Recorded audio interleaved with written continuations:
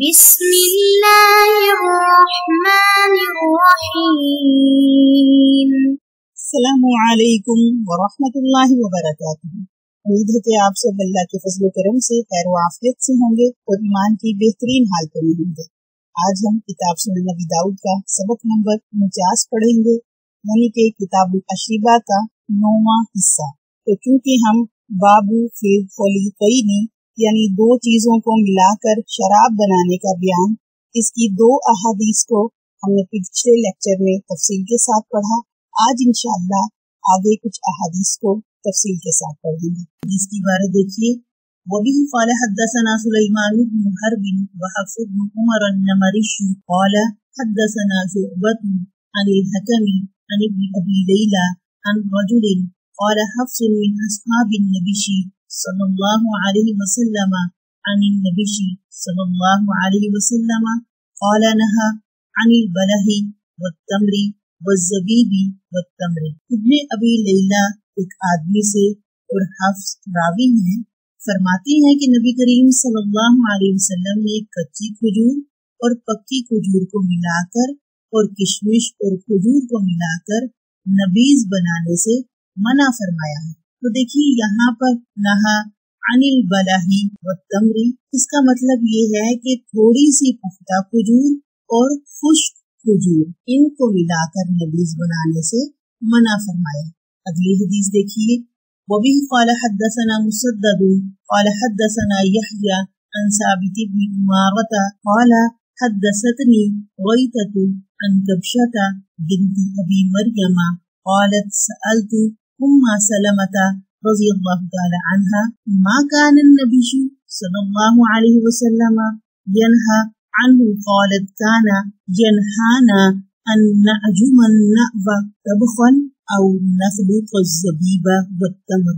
کبشہ بنت ابی مریم فرماتی ہے کہ میں نے حضرت ام سلمہ رضی اللہ تعالی عنہ سے سوال کیا ان چیزوں کے بارے میں جن سے نبی کریم صلی اللہ علیہ وسلم نے منع کیا تھا، اس بات سے کہ ہم کھجور کو اتنا پکائیں کہ اس کی گٹھلی بھی پک کر ختم ہو جائے، اور اس بات سے کہ کشمش اور کھجور کو ملا کر نبیذ بنائیں۔ تو دیکھیے اس حدیث میں 2 جز بیان کیے گئے ہیں۔ پہلا یہ کہ کھجور کی نبیذ کو زیادہ نہ پکایا جائے، اس لیے کہ زیادہ پکانے سے نبیذ کے ذائقے میں تغیر آ جائے، بدل جائے اس کا ذائقہ، گٹھلی کا جو مزہ ہے اور اس کی جو تلخی ہے وہ بھی اس کے اندر شامل ہو جائے گی۔ اور دوسرا جز جو ذکر کیا گیا وہ یہ ہے کہ کھجور کی گٹھلیوں کو زیادہ نہ پکایا جائے، اس لیے کہ کھجور کی گٹھلی جانوروں، اونٹ اور بکری وغیرہ کی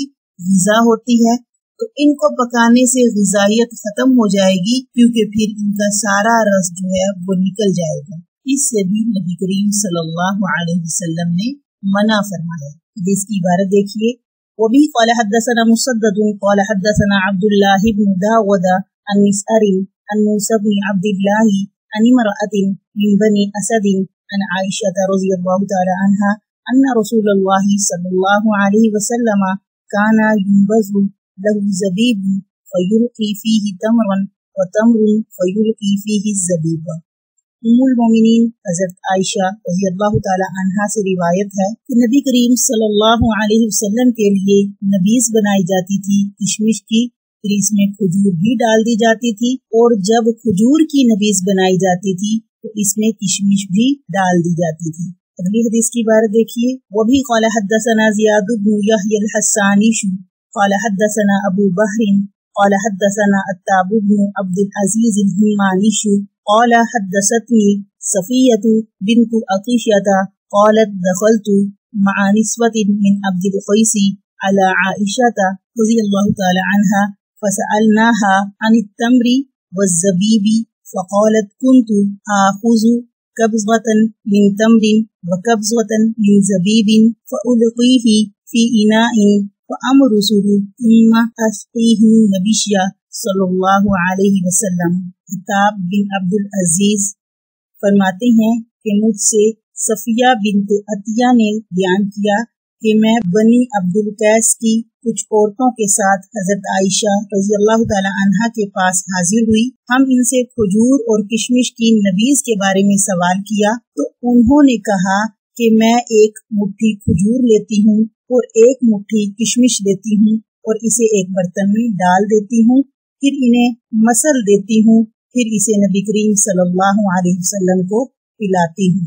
مطلب اس حدیث کا یہ ہے کہ نبیذ کو اس کے برتن میں زیادہ وقت نہیں دیا جاتا تھا، کہیں اس میں نشہ پیدا نہ ہو جائے. اسی طرح صبح سے شام تک یا شام سے صبح تک بھگونے سے پانی میں مٹھاس اچھی طرح آ جاتا ہے لیکن نشہ پیدا نہیں ہوتا، اس لیے یہ مشروب جائز ہے. اگلا باب دیکھیے، بابو فی نبیذ البصری، یعنی کہ خشک کھجور یا پھر کچی کھجور کی نبیذ کا بیان. حدیث کی عبارت دیکھیے، وبه قال حدثنا محمد بن بشار قال حدثنا معاذ بن هشام قال حدثني أبي عن قتادة رضي الله تعالى عنه عن جابر بن زيد وإكرمة أنهما كانا يكرهان البصر وحده ويأخذان ذلك عن ابن عباس رضي الله تعالى عنه.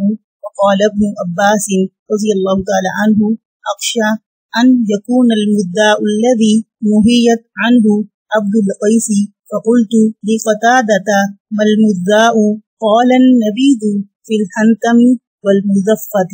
حضرت قتادہ رضی اللہ تعالی عنہ سے روایت ہے کہ حضرت جابر بن زید اور حضرت اکرمہ رضی اللہ تعالی عنہ دونوں صرف خشک کھجور کی نبیذ کو ناپسند کرتے تھے اور اس بارے میں حضرت ابن عباس رضی اللہ تعالی عنہ سے صحت لیتے تھے، یعنی اس مذہب کو حضرت ابن عباس رضی اللہ تعالی عنہ سے لیتے تھے. اور حضرت ابن عباس رضی اللہ تعالی عنہ فرماتے ہیں کہ مجھے یہ ڈر ہوا کہ کہیں یہ خشک کھجور کی نبیذ مزاح نہ ہو جس سے عبد القیس کے وفد کو منع کیا گیا تھا.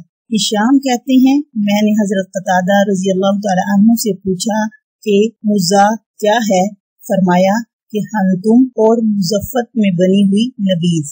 اس حدیث میں یہ بات کہی گئی ہے کہ مختلف علاقوں میں شراب بنانے کا رواج بھی مختلف تھا اور نام بھی پھر ان کے مختلف تھے، اور اسی طرح مزاح کا نام غالباً اہل حجاج کے لیے پہلے سے متعارف نہیں تھا. اس لیے مزاح کے بارے میں جو بات حضرت ابن عباس رضی اللہ تعالی عنہ تک پہنچی تھی وہ اتنی تھی کہ یہ نشہ آور مشروب نیم پختہ کھجور سے بنتا ہے، یعنی کچی کھجور سے بنتا ہے.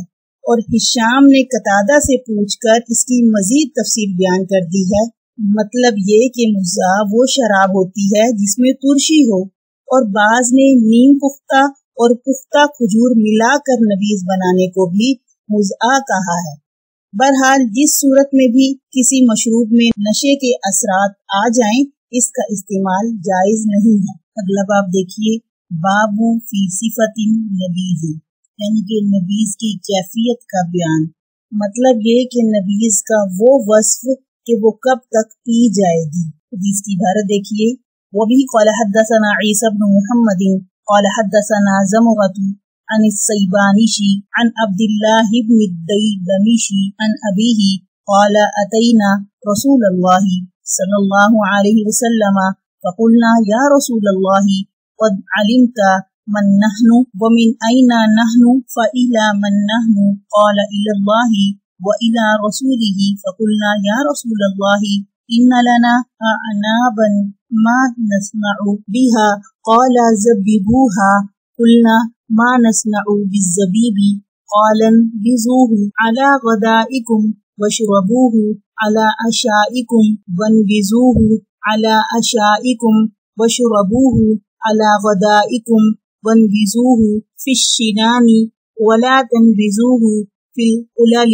فإنه إذا تأخر عن أثره صار خلا. عبداللہ بن دیلمی اپنے والد سے روایت کرتے ہیں کہ انہوں نے فرمایا کہ ہم لوگ نبی کریم صلی اللہ علیہ وسلم کے پاس حاضر ہوئے. ہم نے عرض کیا یا رسول اللہ، آپ جانتے ہیں کہ ہم کون ہیں اور کہاں کے ہیں اور کس کے پاس آئے ہیں؟ آپ صلی اللہ علیہ وسلم نے فرمایا کہ اللہ اور اس کے رسول کی طرف آئے ہو. پھر ہم نے عرض کیا کہ یا رسول اللہ، ہمارے انگور کے باغات ہیں، ہم انگور سے کیا بنائیں؟ آپ صلی اللہ علیہ وسلم نے فرمایا کہ अंगूर को खुश्क करके मुनक्का बना लो। हमने अर्ज किया कि मुनक्का से क्या बनाएं? फरमाया कि अपने सुबह के खाने पर इससे नबीज बनाया करो और अपने रात के खाने के वक्त इसे पी लिया करो और नबीज बनाया करो।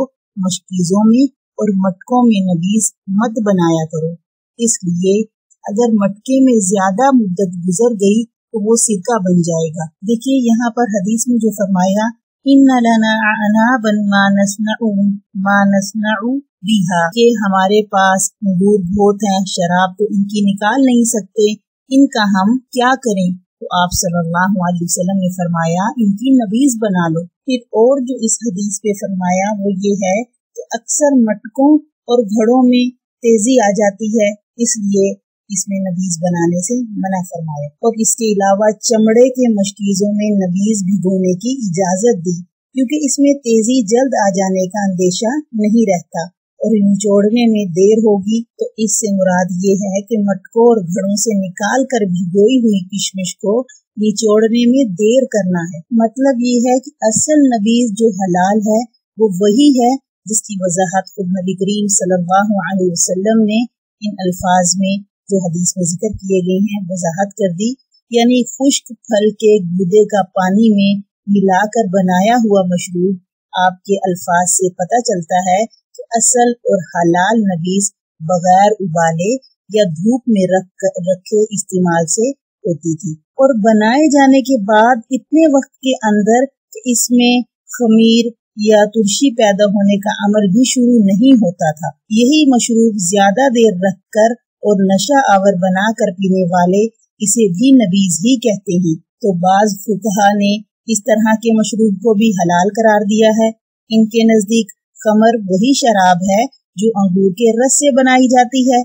इनके ख्याल में बाकी सब मशरूब हलाल हैं। तो इमाम अबू दाऊद रहमहुल्लाह ने इस बाब में असल नबीज का तारुफ, असल नबीज की कैफियत और बनने के बाद इसके इस्तेमाल के लिए वक्त की ज्यादा से ज्यादा क्या हद है, सब कुछ तफसील के साथ बयान कर दिया। और उन्होंने इन अहादीस के जरिए वाज़ेह कर दिया है कि अंगूर के रस के अलावा दूसरे फलों के गूदे से बनाया जाने वाला मशरूब जब इसमें तखमीर का अमल शुरू हो जाए या इस अमल के आगाज के लिए इसमें जो है तखमीर शामिल हो जाए, यानी वो ज़र्रात जो खमीर की हैं वो शामिल हो जाएं, तो वो हराम है। हमारा आज का सबक यह मुकम्मल हुआ। इंशाअल्लाह अगले सबक के साथ फिर हाजिर होंगे। वस्सलाम व रहमतुल्लाहि व बरकातुहू।